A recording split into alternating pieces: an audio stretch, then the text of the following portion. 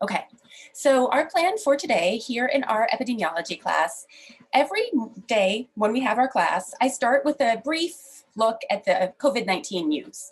We are an epidemiology class, we're in the middle of a big pandemic. This is kind of our moment. This is what I've always been teaching about, and teaching about it during a real live pandemic means that a lot of the concepts we're covering in class are suddenly a lot more directly relevant than they ever used to be. They used to be a lot more abstract. So I'm going to start with a longer COVID-19 report than usual. One, because we haven't really taken the time to do a formal COVID-19 presentation yet this semester. And two, just because it will be a bit more interesting to people who are just dropping in on the class for today. Before I start with that, do any of the students who are visiting have a question or anything that they wanted to discuss in the class? Questions about our class, our format? I guess I could tell you a little bit about our class format. You might be interested in how we've been navigating the pandemic.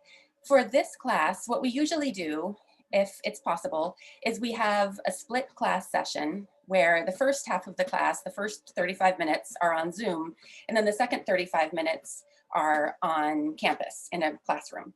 We haven't done that regularly yet because of things like, I think we've had 2 class sessions like that so far. The first 2 weeks of the class were remote, and then we had 1 week where we were doing our split class sessions, and then last week was our 4th week, and we had me not being able to get to campus because my kids were on school vacation, and I just couldn't figure out how to wrangle their management end of things. And then this week we had 1 day where we had a school holiday, and then we have today. So during the pandemic, things change from day to day, and everyone is getting really used to, keeping up with all of the different things that they are needing to keep track of.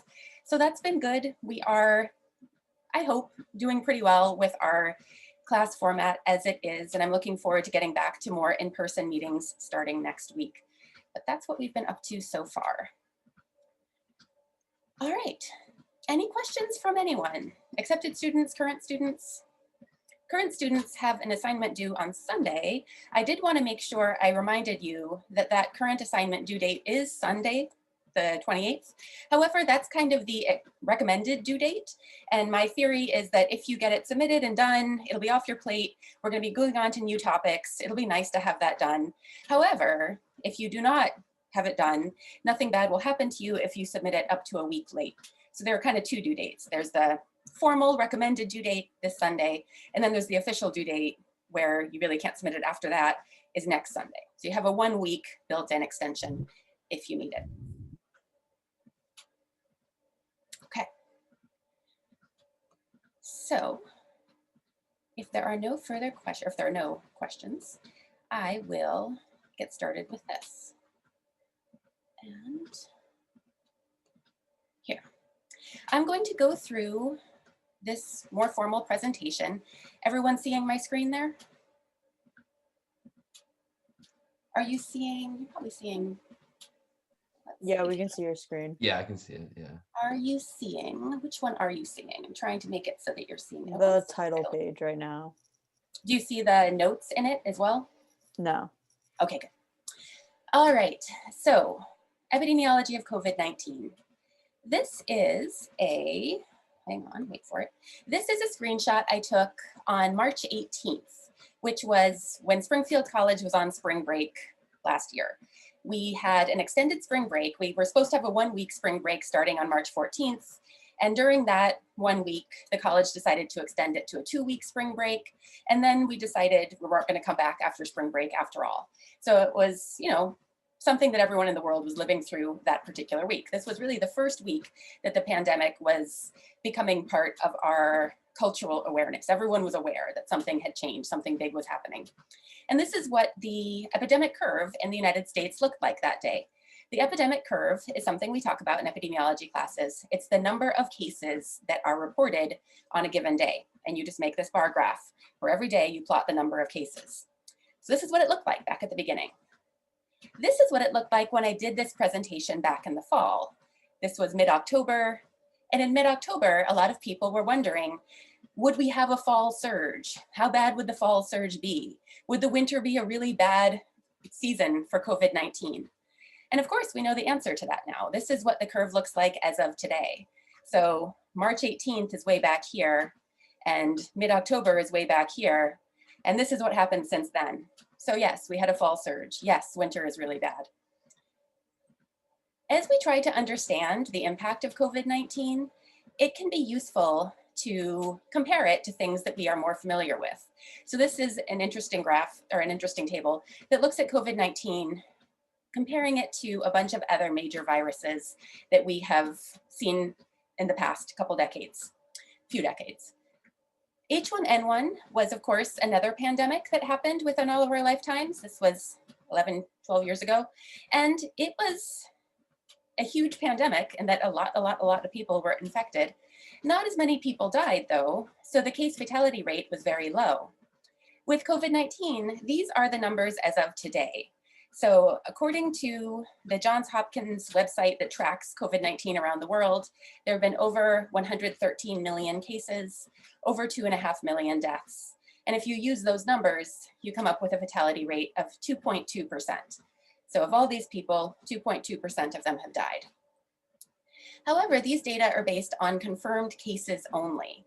And one thing we know about COVID-19 is that a lot of cases are asymptomatic, or they have mild symptoms, or they're just not able to get tested and diagnosed. So there's this whole pyramid scheme where you've got people who are up at the tip are needing critical care or even dying. But then there's a whole other group of people who have mild cases and a whole other unknown group of people who never even get identified as being cases. And because of that, the impact of this pandemic is really hard to understand. We have information like this that shows how COVID-19 compares to other illnesses. But these numbers here are wild guesses at this point. These are based on what numbers have been reported from different governments and have been collected. And in fact, even in the United States, it's quite likely that the number of cases being reported here is a huge undercount. There may be 10 times more cases than we actually know about. This, of course, is from a while ago. This is from August. Right now, the estimate is that we have had about 110 million people infected in the United States. So this dark blue down here shows what has been reported. And then this is an estimate of what really happened during that time. We've also had a lot of data that we can use that's not just the number of reported cases. We can look at the number of deaths. So since COVID-19 started, there have been far more deaths in the United States than usual. You can see that we do have these peaks and valleys as you go along, but for the most part, this line down here is what we expect for the number of deaths. The 2017-2018 flu season was an especially bad flu season. There were 61,000 deaths that year. COVID-19 is far worse than even the worst flu season. In fact, this year, one of the very interesting things about the precautions that we've taken to try and avoid infection with COVID-19 is they have been amazingly effective at preventing the flu. So although we have had more cases or more deaths than usual since COVID-19 started, almost none of these deaths have been flu deaths. So we see a lot more deaths, but we're also seeing less deaths than we expected for certain diseases. So almost no flu in the country this year. And when you look at a graph like this, which is showing you trends in the flu and then what's going on this year, there's nothing going on with the flu, but there's an awful lot going on with COVID-19. So this number here, 527,000 more US deaths than normal. That's a hard number to use as an estimate of the COVID-19 deaths because, maybe we would have seen tens of thousands of flu deaths this year the way we normally do. They're normally somewhere between 20,000 and 60,000 deaths from the flu every year. None of those seem to be happening this year, but we're seeing a lot more deaths than usual. But are they COVID-19 deaths? Are they deaths from other causes? And it's interesting to understand that these numbers are very hard to come by. Trying to estimate the true impact of a disease and trying to come up with numbers like this in terms of how many people have been infected and how many people have died is a lot harder than it seems, even in well-developed countries with good access to scientists and public funding for such research and all of that. So this is an example from the H1N1 pandemic from 2009. And during that pandemic, it was very difficult to figure out how many people had been infected and hospitalized and died as the pandemic was actually happening. And this is actually true every year with the flu. The flu is very hard to track in real time because a lot of people who get sick are never diagnosed. People who are hospitalized are not coded as having the particular disease for which they're hospitalized with. And then a lot of people who die are not coded on their death certificates according to what might have been the underlying cause of death. So what happens is after something like a flu season ends or the H1N1 pandemic ends, or after a year or two has gone by and COVID-19 is, going into our rear view mirror and we're able to look back and try to get a handle on what happened, these sorts of statistical adjustments will be made. People will look at how many hospitalizations were reported, and they will recognize that a certain percentage of hospitalizations are not reported. And so they'll adjust that. And then they'll use those adjusted figures to extrapolate to the number of deaths that really happened and the number of cases that really happened. And it's very likely that when they do this kind of work, they will find that these numbers here that we are tracking in real time are wildly underestimated. We may end up finding that far more people were infected during this pandemic. In fact, we were already finding that. We're recognizing that, the impact of this disease in terms of how many people have had it is astronomically higher than this. And the number of deaths as well. In the United States, we might be doing a reasonable job of capturing most deaths, but in some countries, a lot of deaths are likely to be underreported. Any questions about this general idea so far? The idea that it's very difficult to quantify an infectious disease in real time. It takes some statistical adjustments and mathematical modeling, looking back to try and figure out what really happened. Okay, so what's going to happen is people are going to, in a year or two, start coming up with better estimates of how many people died of COVID-19 in 2020, how many people were infected and died in 2021. And then we'll be able to understand how COVID-19 compares to all these other diseases.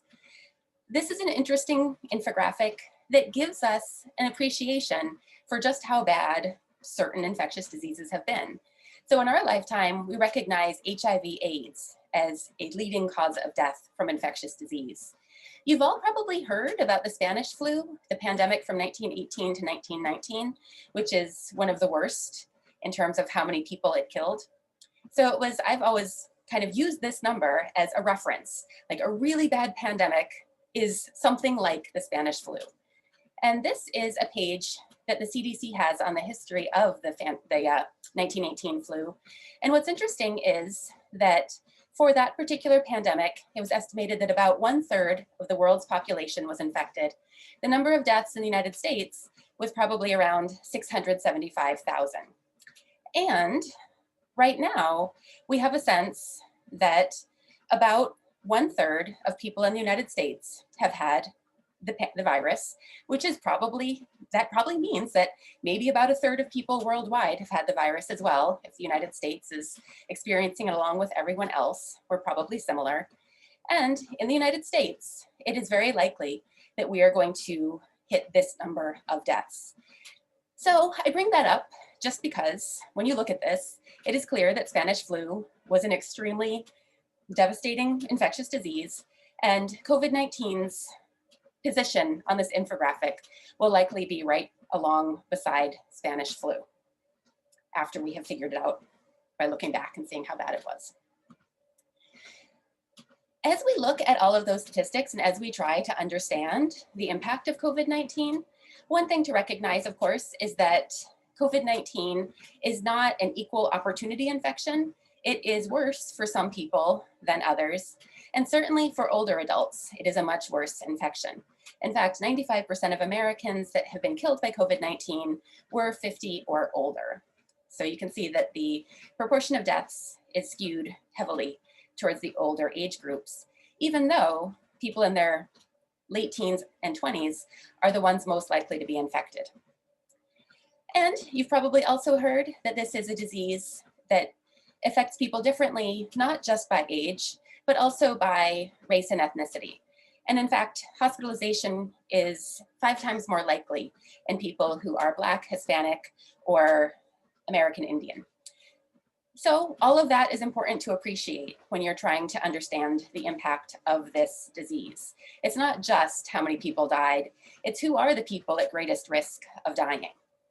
And then it's also really important to understand that death is not the whole story. Of course, death is a very, very important marker of how bad a disease is, but it's not the only thing that matters. You also want to consider what happens to the people who don't die. Do they bounce right back, or are they impacted for a longer period of time? And this is something that's in the news a lot lately, trying to understand what happens to people who survive after an infection with COVID-19. How long does it take them to feel totally normal and healthy again? And in fact, there is some research coming out now that maybe as many as 33% of people who were never even hospitalized with COVID-19, people who were, considered a mild infection, still have long-term symptoms associated with their infection. And in young people, it's potentially 1 in 5.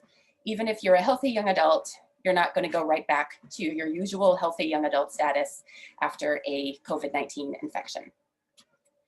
So I think all of that is really important to appreciate when you are trying to understand the impact of this pandemic. The death rates are important to understand. The risk in different populations is important to understand. The consequences of infection other than death are important to understand. And as we're thinking about all of that, it raises the question of when will we be safe? There are all these risks. When will those risks go away? One of the things that is important in epidemiology for understanding when a population is at risk and when it isn't is the idea of herd immunity. And again, this has been a big topic on the news this past year. Herd immunity is where you have a situation where enough people are immune that one person with the infection will not cause an outbreak of the disease. The chain of transmission will be very short. So with COVID-19, when it emerged in late fall 2019, everyone in the world was susceptible to COVID-19. It was a brand new virus. No one was exempt. Everyone could get it. And that meant that it became exponentially terrible. The rate of transmission was extremely high. One infected person could potentially infect everyone that they got in touch with because everyone was susceptible. But once you get to a point where enough people in the population are immune, then one infectious person, even if they're going to the grocery store or going to class or going to a crowded movie theater, they're essentially quarantining in place. Wherever they are in quarantine because there's not a single susceptible person around them. So they don't need to sit at home in their room. They can go wherever they want because they're not putting other people at risk. Everyone around them is immune. Maybe they will come into contact with 1 or 2 other susceptible people and it will cause a small outbreak, but it's very unlikely to trigger a big outbreak where lots of people are infected and enough people are infected that you start seeing those adverse events, because it's kind of the statistical game. The more people who get infected, the more likely one of them will have a severe infection or even die. Any questions about this idea of herd immunity?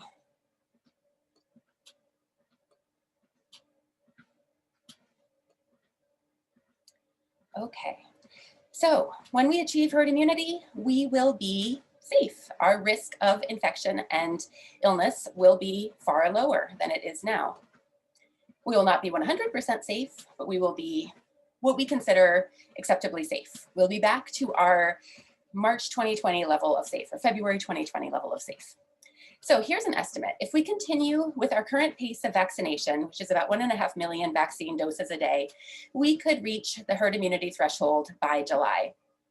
And that includes people who were infected naturally. So between the natural infections and the vaccines, we should be at a situation where we may achieve herd immunity that early. Of course, there's uncertainty around how many immune people you'll need in the population to achieve herd immunity.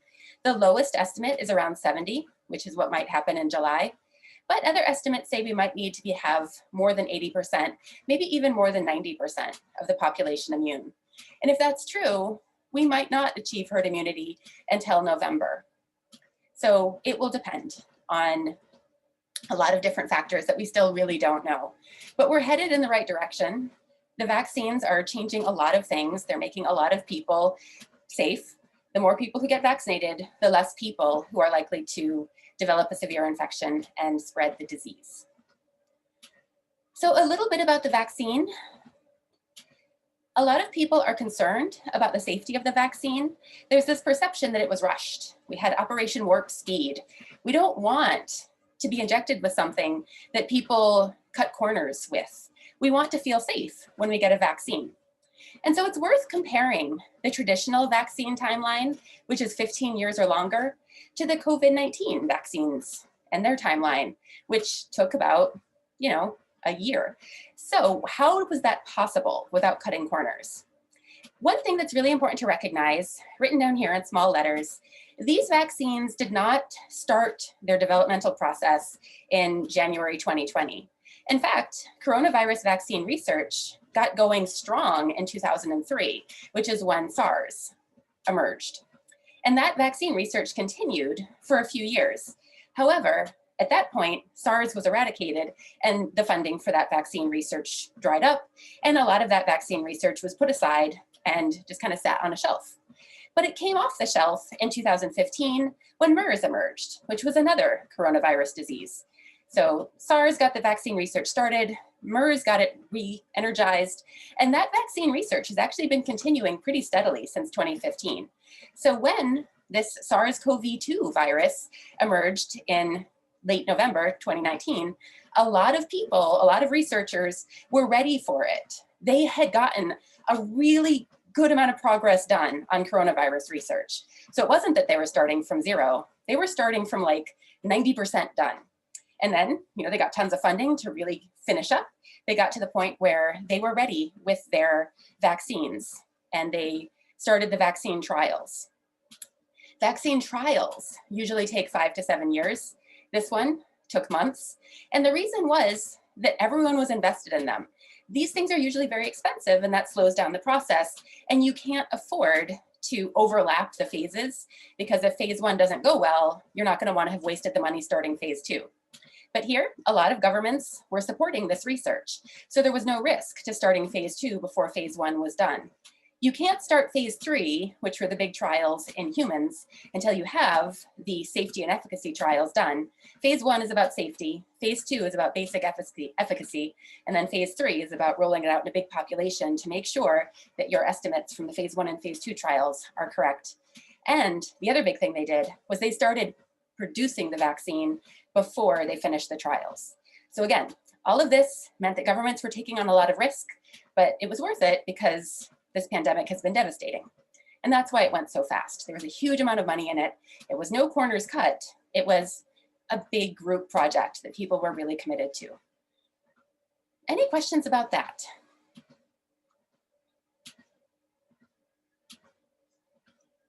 Okay, so a lot of you have probably heard that vaccines can have serious side effects.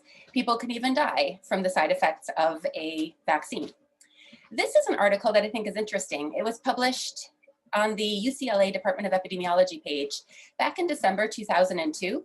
And it's a story, it's an article about what was going on in our country back then.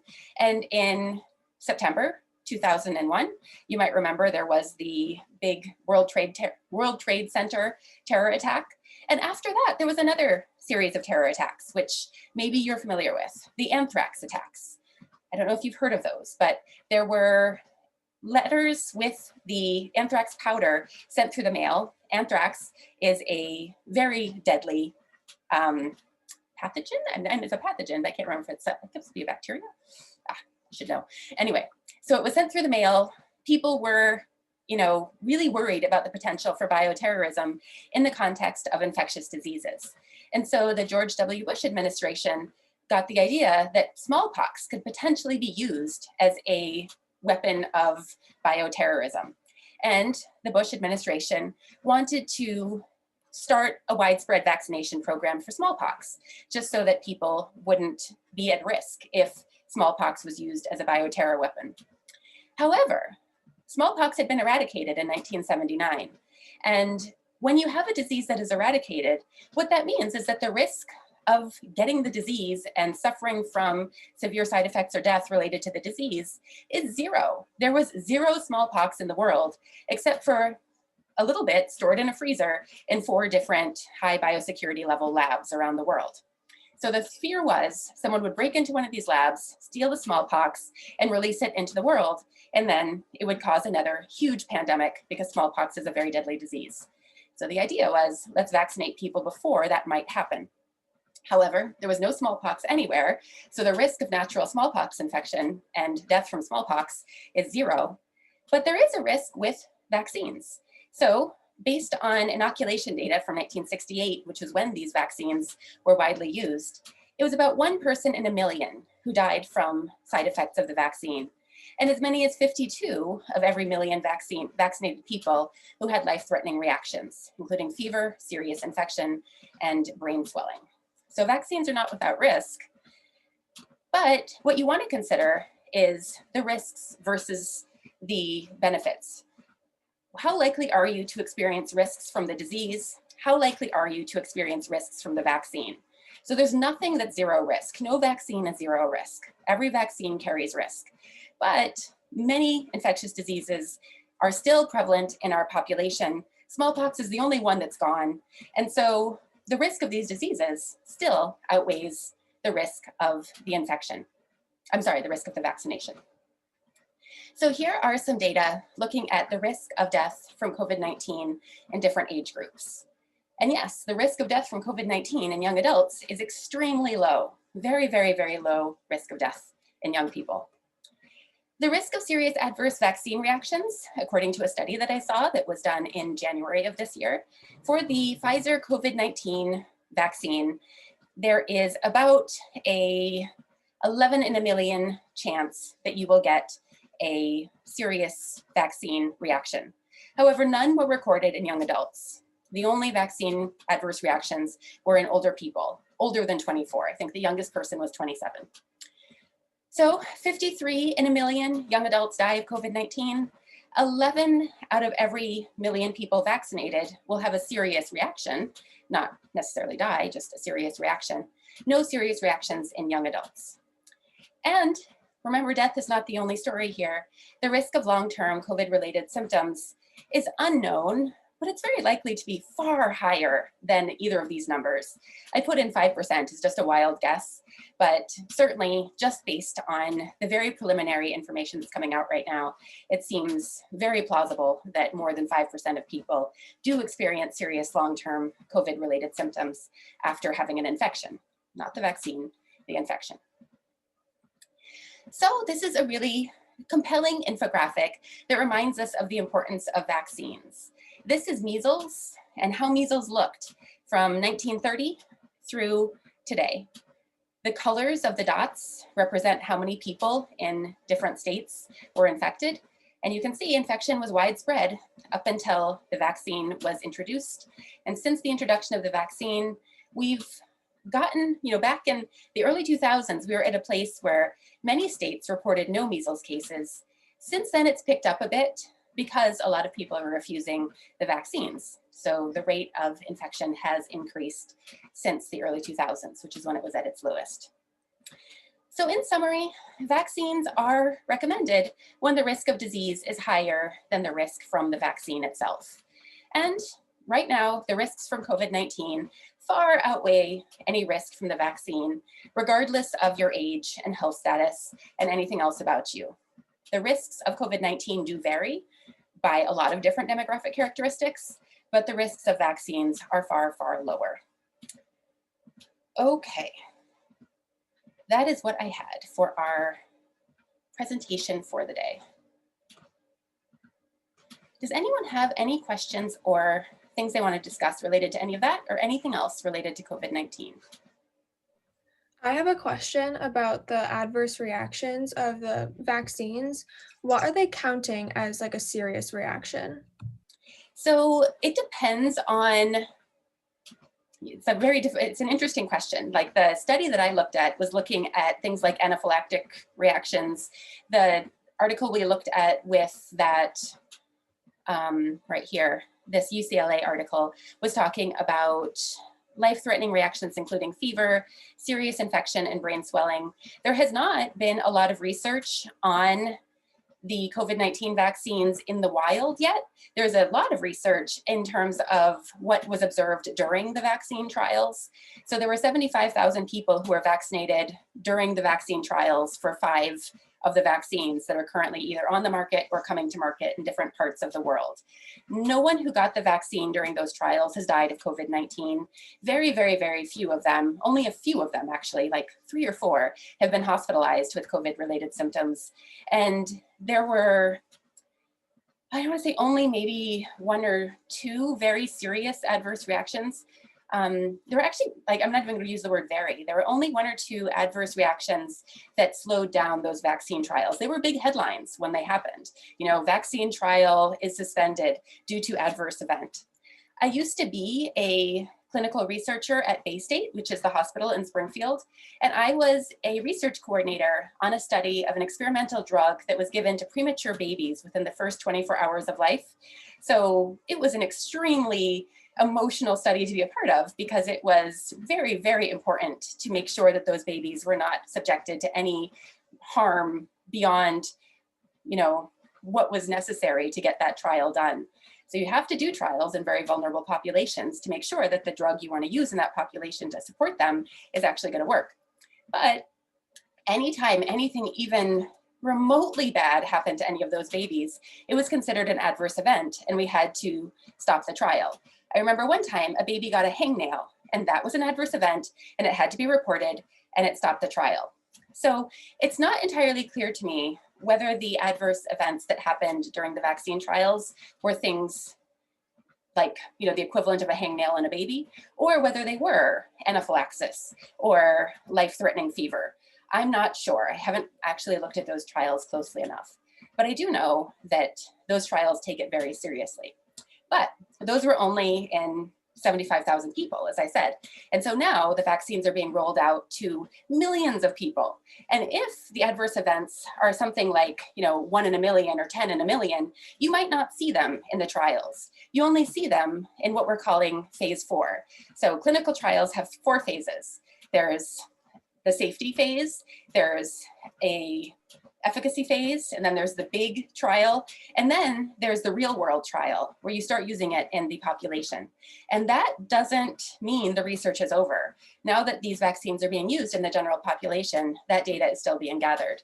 And if there's any indication that you're seeing serious adverse events in anyone who's having these vaccines, those vaccines will be suspended and they won't be used. But right now, we're not seeing that happen. We do understand that anaphylaxis can happen, and it's usually in people who do have a history of allergies. So I think it's something like there have been a number of those cases reported, and most of them were in people who did have a history of allergies. Like 80% of the people who had an anaphylactic shock reaction had it within 30 minutes. 80% of them had had a history of this before. And so certainly if you go in for a vaccine, people ask you those questions. Do you have a history of allergies? They might ask you to stay on location for 30 minutes so that if you do have a severe reaction, they can treat you right away. They're taking that very seriously. Just to add on to Dr. Zach, so I'm a EMT, and so sometimes our company has us go over to the vaccine for like details, and we just walk around and just make sure everybody's okay after they got the vaccine. So we had this one lady who had developed one hive on her arm, and we obviously don't know if it was because of the vaccine or not. But like we took her in the back and evaluated her and everything like that, and she was fine. But I think either way, I think we did have to report it as like a side effect, just because it's, you know, it's the vaccine, it's kind of high priority and everything like that. But you know, she mentioned how she was like stressed and everything like that, so that could have been from that too. But yeah, but for the most part, everybody handles the vaccine well. You know, I haven't seen any, you know, crazy adverse reactions so far, except for that one lady.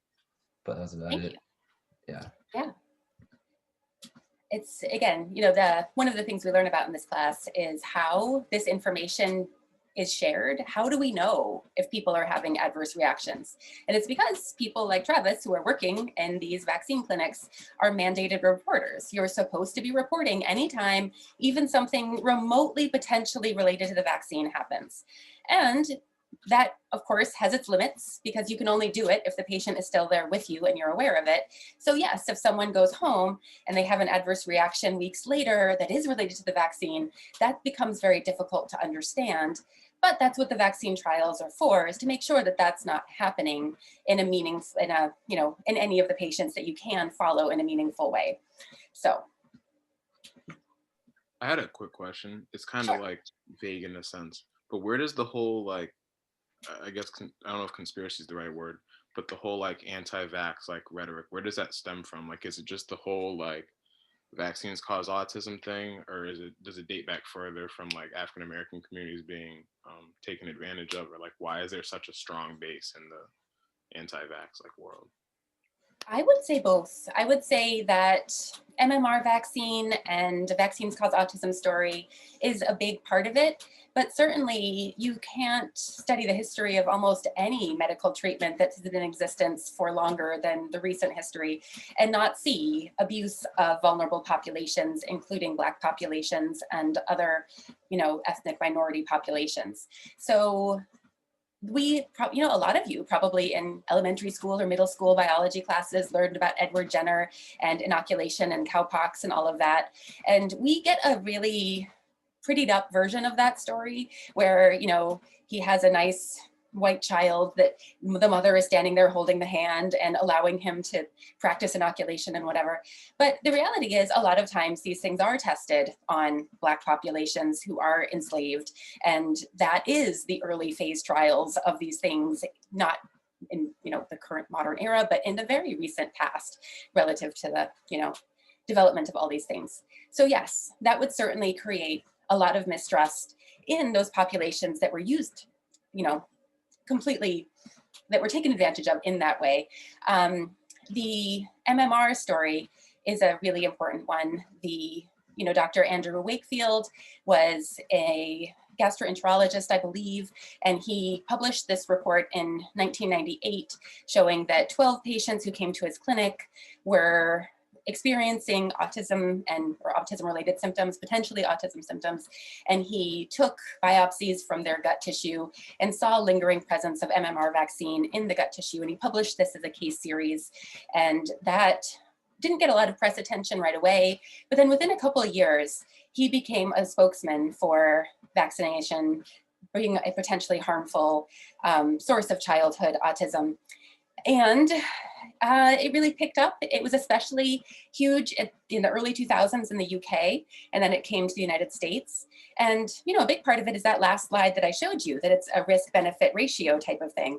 And when the risk of the disease fades from public consciousness, and we no longer see that measles is a devastating childhood illness that, used to be something everyone was very painfully aware of, when it's gone and when hardly anyone gets it, people forget how devastating measles actually is. In fact, 1 to 3 out of 1,000 people who get measles dies of measles. It has a really high case fatality ratio. And this is people who get the best medical care. This is not people who never get to see a doctor. So measles is devastating, but we have forgotten that measles is devastating because measles is not part of our day-to-day life. So when that happens, when awareness of the disease fades, then what we become more aware of is the potential harm of the vaccine. And when someone puts a bug in your ear about potentially this vaccine gives your child autism, and when you see that vaccination rates have increased and that autism rates have increased right alongside them, it's a very compelling picture. And when you have charismatic people like Dr. Andrew Wakefield publishing what turned out to be fraudulent data, linking the MMR to the vaccine, or linking the MMR vaccine to autism, it's hard to resist that type of story. And in fact, people did realize he was lying. People did a lot of research to figure out that data that he published, the research he published, was fraudulent. It was fraudulent in many different ways. He did a lot of things he shouldn't have done. He lied. He really did. And so he's been stripped of his medical license. He's now married to like a supermodel, Elle McPherson, I think, and he has a great life. He makes a ton of money on the anti-vax circuit. So, don't engage in fraudulent research or you'll end up like him. It's a sad story. sad story about medical consequences in our culture. However, you know, he has had a huge impact. He has been probably one of the most impactful people in public health in recent history, but kind of in the bad way.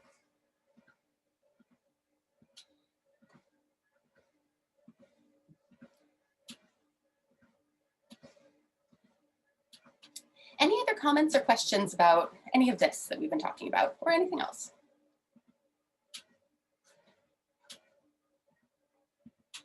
So would you consider this like the third like anti-vax wave? Because I know there was one like before, another anti-vax movement before the Wakefield thing that occurred. Would you say this is like a third one? Or would you say it's still like the second wave?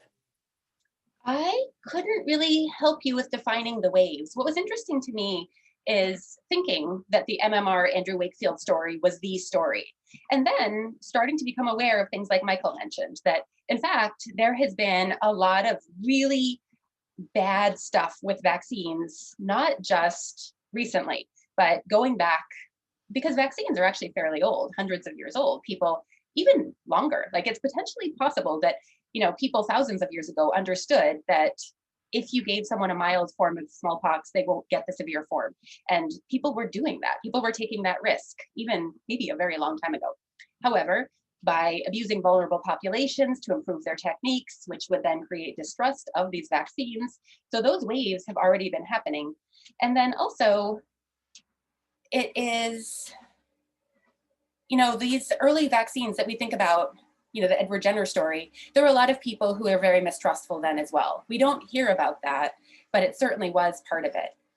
And, you know, I think it's just worth remembering that history, we kind of get a very simplified version of it. But if you read interesting books about the history of vaccines and illness and everything, there are always a lot of people who are on the wrong side of history, and we forget about them, but they're there. What's interesting, I think, is that something like polio really did a lot for vaccine propaganda. Polio was a disease that emerged, I guess, about 100 years ago. And the problem with polio was that it devastated young children. Young children were the ones who were heavily impacted, died, or were paralyzed, or were, you know, had to spend their lives in an iron lung. And it was a very visual, heart-wrenching disease. And the polio vaccine stories were completely different from anything we've seen in modern times. Everyone was desperate for a polio vaccine because they were seeing children in their communities stricken down by polio, and everyone was on board. COVID-19, you know, it's an interesting thing that this is a disease that predominantly affects older people. Everyone gets it, but older people are much more impacted, and old people just don't have that heartstring pulling power that little children do. And so, you know, if this was a disease like polio that was mostly affecting young children, I think it would be a real kick in the pants to the anti-vaxxers. But, you know, you don't want to wish for something like that to change people's opinions, but you're kind of aware that that's unfortunately how it has to be sometimes. Some people will never learn until they're really forced into an absolutely awful situation.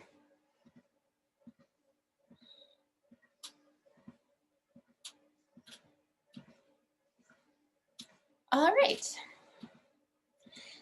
So at this point, we will briefly turn our attention to our topic of the day.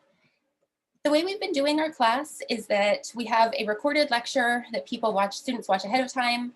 And this was the recorded lecture for today.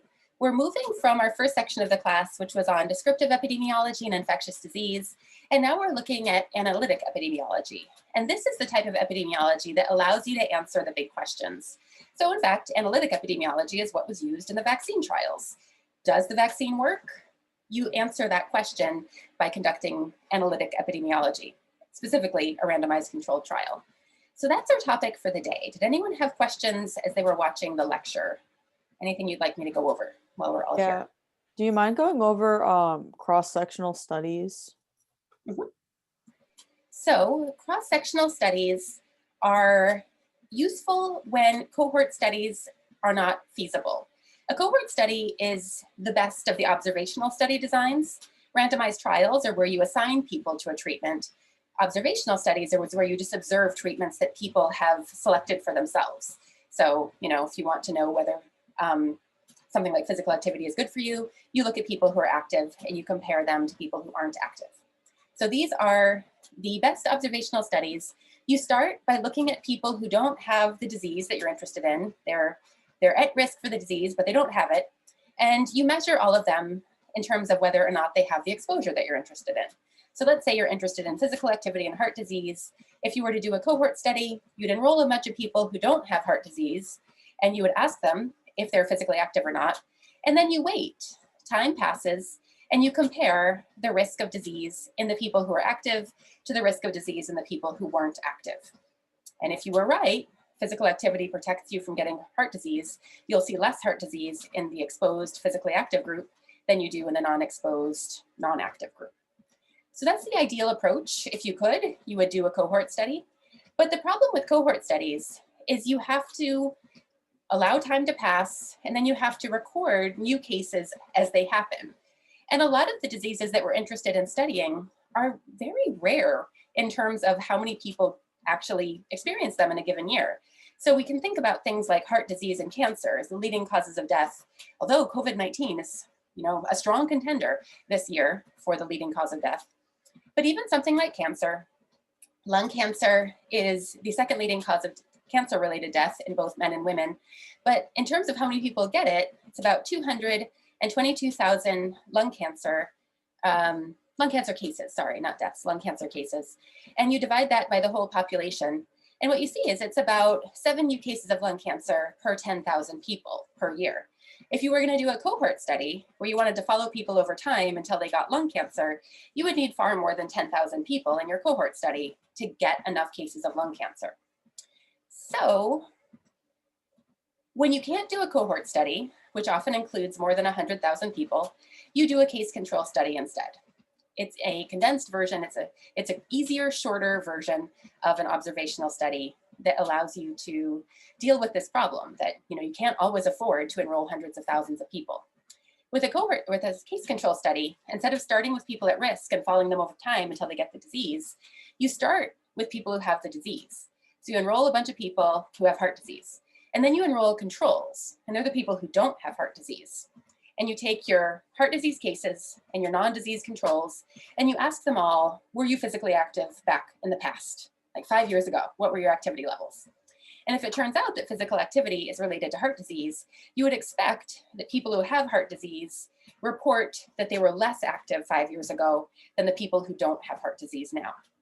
And that's basically taking a shortcut. You don't have to wait over time for people to develop heart disease. And because you're enrolling based on whether or not people have the disease, you don't have to worry about enrolling hundreds of thousands of people because heart disease doesn't affect that many people, per year. It only infects, heart disease is like a 1 in 1,000 thing per year at the population level. So the case control study means you can enroll a couple hundred people with heart disease, a couple hundred people without, compare them all in terms of what they used to do in the past, and see if what they did in the past is different.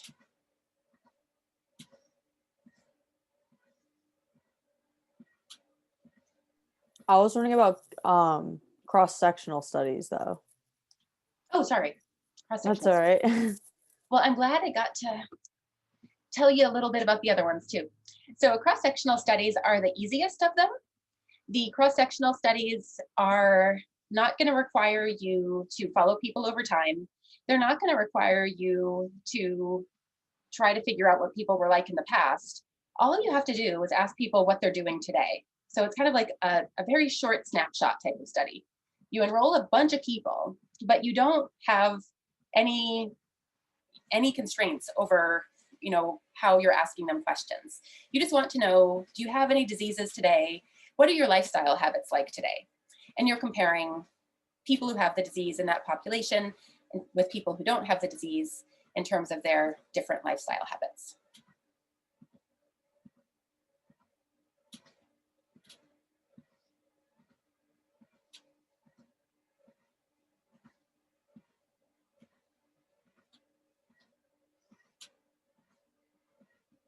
So with our descriptive epidemiology class, we talked about cross-sectional surveys. That's where you're just gathering descriptive statistics by asking people a lot of questions about what they're up to and what health conditions they have. And then you're just reporting descriptive statistics like this many people in my cross-sectional survey have heart disease. And it gives you a measure of the prevalence of heart disease in your population. With a cross-sectional analytic study, now you're comparing rates of heart disease in people based on how they reported their lifestyle factors, for example. So you're comparing the prevalence of disease in different groups within your cross-sectional survey or cross-sectional study. So a cross-sectional study is usually pretty big. You're getting a big snapshot of your population, a big cross-section of your population, and you are measuring what they're all up to, and you're looking for patterns in terms of, are people who report high physical activity levels demonstrating that they have a lower prevalence of heart disease than the people who reported lower physical activity levels.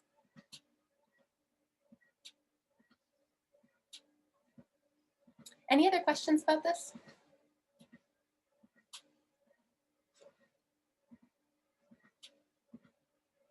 So then for today, we had an exercise that was giving you some practice with identifying the different study designs. So that is here. For each of these scenarios, you want to try and investigate or try and identify the study design that was used. We have these 5 major categories of study design that we've covered so far. The ecologic are the ones that are done at the population level. You're comparing populations instead of comparing individual people. Case control is when you are looking at newly diagnosed cases of disease, controls who don't have the disease, and asking them all about what they did in the past. Randomized control trial is where you are randomly assigning people to some intervention or condition and comparing what happens to them. Cross-sectional is where you measure everyone all around the same time, and you're just asking them, do you have any diseases, and what else did you do with your time? And then comparing, those answers. And then the cohort is when you enroll people at risk and you follow them over time. Cohorts and randomized trials are pretty darn similar, except that here you're randomizing people to some condition, and here you're just asking them if they have opted in to any particular lifestyle factors that might affect their disease risk. Okay, so the first scenario, investigators conducted a study of coffee consumption and risk of breast cancer in men. Investigators recruited a group of men newly diagnosed with breast cancer and another group of men who did not have breast cancer. They collected information on history of coffee consumption by interviewing the men and asking about past diet and comparing past coffee consumption in the 2 groups. So what study design would that be? You can post your answer in the chat, or you can just unmute and share your answer. I said case control. Oh, sorry. Or maybe we'll do raise your hands, and that way I can, but you're all on 2 pages right now there. I think I've got you all spread out. Okay. I'm not seeing any hands raised. You can raise your hand if you want to share the answer, or just put it in the chat. Oh, I have 17 new messages down here. Yeah, everyone figured that one out. It's case control. And how did you know it was a case control? It's because you have a group of people that are diagnosed with the disease and people that do not have the disease. Yep. So one of the things about the case control is you're comparing people with the disease to people who don't. There's also this key feature of the case control. It's people newly diagnosed with the disease. It's not just anyone. It's not men who have had breast cancer and they've been living with it for 5 years. They had to have been diagnosed fairly recently, maybe within the past year or past 6 months. This is actually the big difference between a case control and a cross-sectional study, because a cross-sectional study could compare people regardless of when they had been diagnosed with that disease. The cross-sectional attempts to improve upon the case or the cross-sectional by looking at newly diagnosed cases instead. Any questions about that? Okay, so number 2, researchers were interested in risk factors for new onset STDs during college. They recruited freshmen without STDs to participate in their study and asked them about their exposure to factors that might affect risk of contracting STDs. Then they had them come back for follow-up study visits once a year to screen them for STDs. What study design would that be?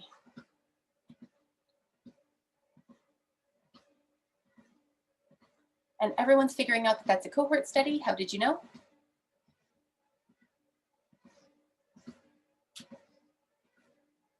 because you're taking people that are necessarily healthy and then studying them through a period of time and following up through that period of time as well. Yes, so there's a follow-up period. If there's a follow-up period where you're, watching people to see if they get the disease, it's either a cohort or a randomized trial. And if you're not assigning them to some exposure or intervention, then it would be a cohort study. Sound good? Question 3. Several professors were interested in studying whether body composition is associated with vitamin D status. They recruit participants and ask them to have their blood tested to determine vitamin D levels. On the same day, participants also had a DEXA scan to determine their body composition. Which one are we at now?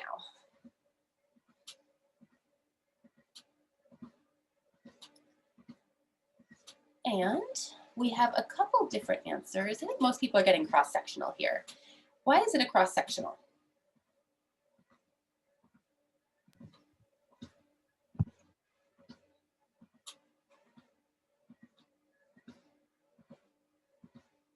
Go ahead, Travis. I said because it's kind of talking about the present. So it says on the same participants also had the DEXA scan done. So, and then they were also asking just about like present day vitamin D status. Yes.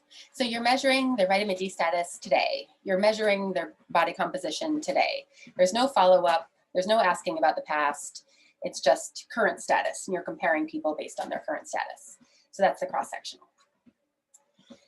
A new treatment for HIV was developed, which investigators hoped would improve survival and have fewer side effects than existing treatment.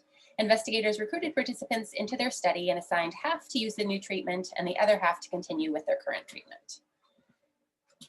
What do we have there? And how did you all know it was a randomized trial? It's because they assigned a treatment group and a control group. Yep. So you're doing this assignment. As soon as you've got people assigned to an intervention, you're not just allowing them to choose based on their own personal preferences. You go into doing an experimental study at that point. Epidemiologists were interested in examining whether extended earbud use causes hearing loss in young adults. They recruited college-age participants recently diagnosed with hearing loss and asked them about their earbud use prior to their hearing problems. They compared earbud use to that of another group of participants without hearing loss. What do we have there?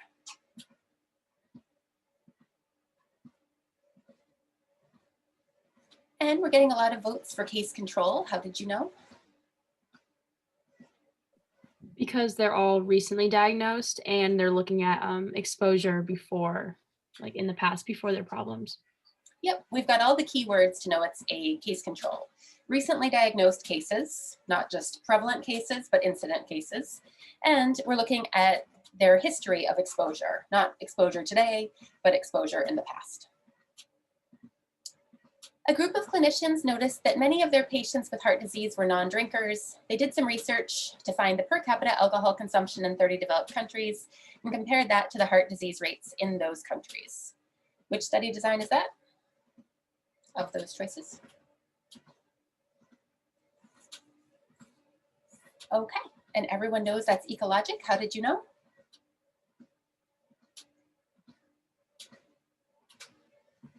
Because it's using like it's not like personal data related to cases. They're looking at it on like the larger scale. Yes. So an ecologic is this strange design where instead of enrolling individual people and asking them about their alcohol consumption and monitoring them to figure out whether they have heart disease, you enroll, in this case, countries. So you've got 30 different countries and you're looking at that population level, how much alcohol is consumed. And at that level, what's the rate of heart disease in that population? And are countries with more heart disease consuming more alcohol and vice versa?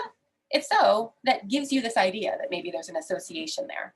It's not enough to prove it, but it's enough to generate that hypothesis that you can study further in an analytic study.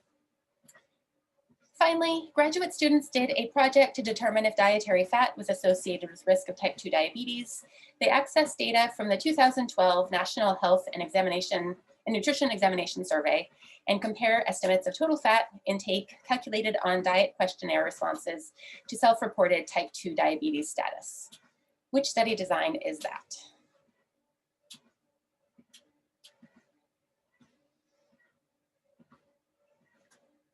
All right, cross-sectional, how did you know?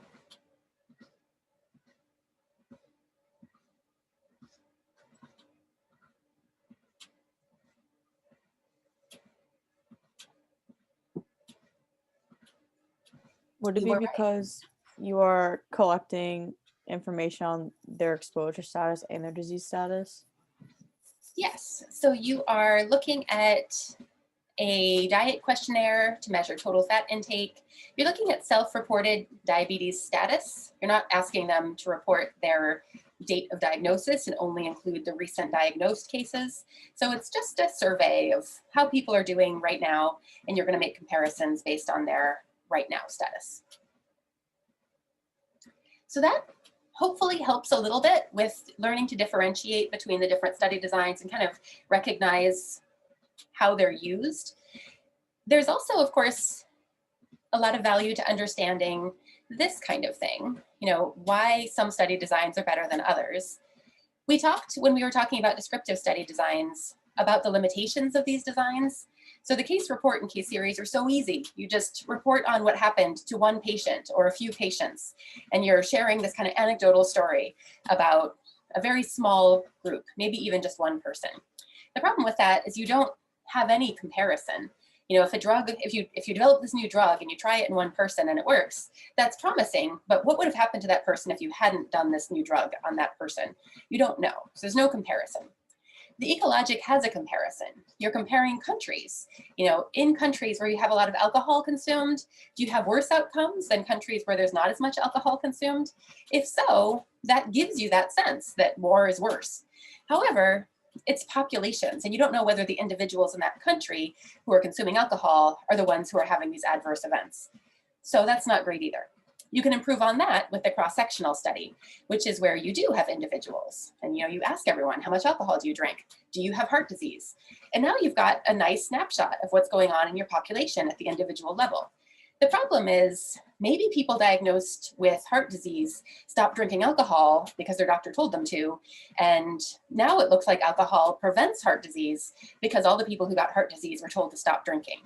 So the ecologic study has a bad time of it when it comes to figuring out the chicken and the egg, which came first, the exposure or the disease. If you measure them both at the same time, it's hard to tell sometimes. So the cross-sectional study improves upon that by asking people about their past exposure and only using people who currently were diagnosed, recent diagnosis versus past exposure, which gets at that chicken and egg better than the cross-sectional study. But neither of those does nearly as good of a job as the cohort study, where no one even has the disease at the beginning.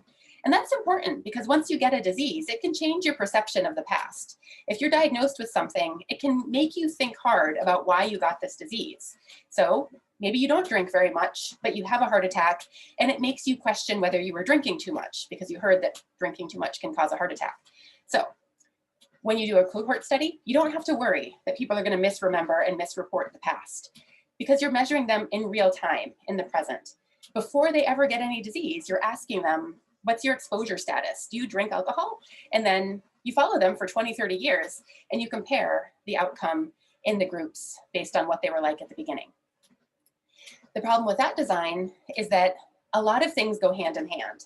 So people who are physically active tend to eat better, tend to buckle their seatbelt, tend to be overall healthy in a lot of different ways. If you're health conscious in one area, it tends to spill over into other areas of your life. And that means it's hard to say. Is it that the diet is improving your health outcomes? Or is it the activity that goes with the diet? Or is it something else about you? Some other health-related behavior that you've adopted that tends to go hand in hand with the health-related behavior that you're actually studying. So the randomized controlled trial is the best because it eliminates all that background noise. The only reason people are doing this thing, this intervention, is because you told them to. There's nothing else that could affect whether or not they're doing it. So if you want to know whether physical activity is good for you, it's hard to do that if you're just asking people what they usually do, because what they usually do will be associated with all of the other things that they're doing. But if you randomly assign them, you can isolate the effect of that one exposure that you're interested in. Downside of that one is people don't like being told what to do. So those studies tend to be really difficult and they can't last all that long, especially if you're studying lifestyle factors like diet and activity. For something like a vaccine, it's a one and done type of deal. Not so bad. All you need to do is get people to report back about how they're feeling and then monitor them to see if they get COVID-19 or to see if something adverse happens to them. But you don't have to get them to actually change their life. You just have to follow them. But any randomized trial where you're wanting people to adopt a long-term change, like eat healthy or exercise or stop smoking, those are hard to do. Okay. Any questions? All right, excellent. Well, thank you all for your time and attention today. And if you are visiting class, I will stay on Zoom after, I'll be the last person on Zoom. So if any students want to ask me questions, I will linger. If any accepted students want to ask me questions, I will linger. I will also see the accepted students at 2 o'clock for the accepted student open house event. So I'll be there again if you want to talk to me then. And for the students in the class, you have the problem set due on Sunday. If you need more time with it, you have up to a week to submit it with no penalty. So if you are working on it and you get stuck on it, you can come and see me for office hours on Monday or next Thursday or Friday, or you can make an appointment. So don't feel like you have to submit it if you're not quite ready with it. And we will go back to our split class sessions next week. So next week, we'll do the first 35 minutes of class on Zoom if you want to attend that way. And then if you prefer, you can also attend you can choose to attend the second 35 minutes in person instead. If anything changes, I will send you all the announcements. Thank you very much. Thank you guys. Thank you. Thank you. Good one. Good one. Thank you.